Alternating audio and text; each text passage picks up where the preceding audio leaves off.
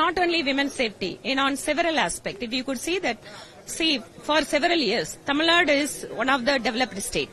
So we are not disputing that. But at the same time, now what is the situation? The crime against women are increased. So it is not that as if that I am saying that. So it is from the National Crime Bureau records. All those records are available. So it is not only the crime against women are increasing, even the crime against the scheduled communities are getting increased. It is not that BJP is saying. Some of the alliance parties are alleging that. Then what is the answer for it? Simply they are brushing aside saying that no, it's all political statement. See, we are believing in democracy, we are believing in dialogue, and we are believing in putting forth our points inside the assembly by saying that these are all the aspects that Tamil Nadu has a lot of potential to grow it. But because of your administration, how it is, going below, this is what our concern we are expressing.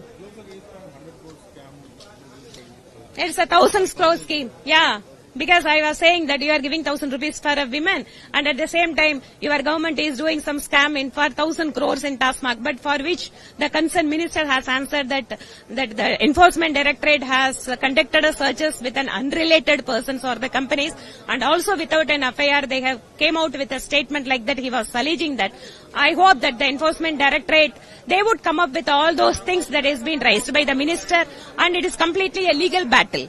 And we are, as a political party, we are picking up the issues. Okay, so the minister has to understand that it is not that BJP is saying or the BJP MLA is alleging that there are 1,000 crores of scam. The statement has been given by the enforcement directorate.